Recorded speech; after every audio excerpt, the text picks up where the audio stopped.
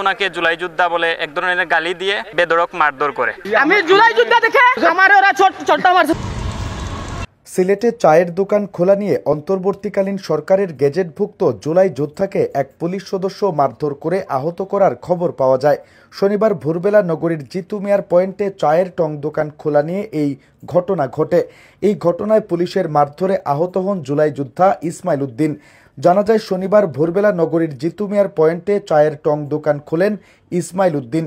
দোকান খোলার কিছুক্ষণ পর লামাবাজার পুলিশ ফাঁড়ির এসআই জসিম সঙ্গীয় ফোর্স সহ তাকে বাধা প্রদান করে হুমকি ধামকি দেন।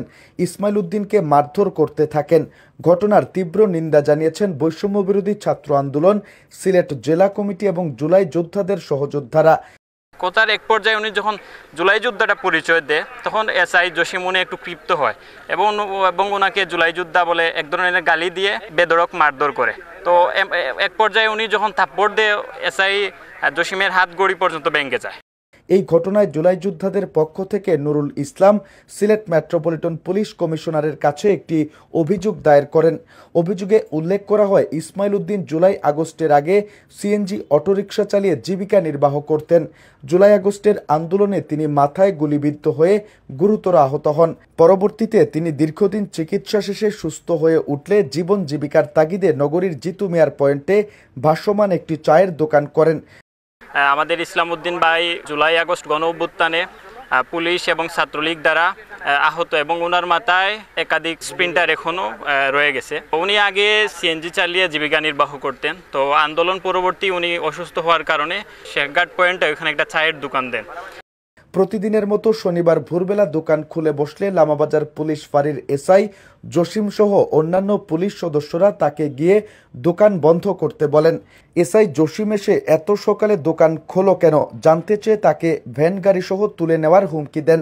আমি একজন গেজেটভুক্ত জুলাই যোদ্ধা, আন্দোলনে আহত হওয়ার পর দীর্ঘ সময় বসে থাকতে পারি না, তাই এই দোকান দিয়েছি। ইসমাইল জুলাই যোদ্ধার পরিচয় দেওয়ার পরপরই এসআই জসিম উত্তেজিত হয়ে বলেন, তুই যোদ্ধা, তোরা তো পুলিশ মারছিস, ফাঁড়ি জ্বালিয়েছিস, এই বলে কিল ঘুষি থাপ্পড় মারতে মারতে গাড়িতে তোলার চেষ্টা করেন। পরিস্থিতি বেগতিক দেখে সঙ্গে থাকা এক কনস্টেবলের হস্তক্ষেপে এসআই জসিম ও অন্যান্য পুলিশ সদস্য তাকে রাস্তায় ফেলে রেখে চলে যান। মারধরের ঘটনায় এক পর্যায়ে স্থানীয়রা তাকে উদ্ধার করে Sylhet MAG Osmani medical college হাসপাতালে প্রেরণ করেন। বর্তমানে Ismail Sylhet MAG Osmani medical college হাসপাতালে চিকিৎসাধীন আছেন।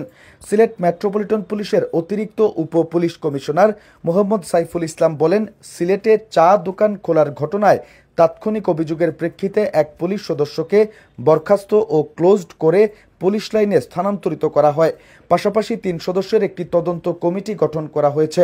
তদন্ত কমিটির প্রতিবেদনের প্রেক্ষিতে প্রয়োজনীয় ব্যবস্থা গ্রহণ করা হবে।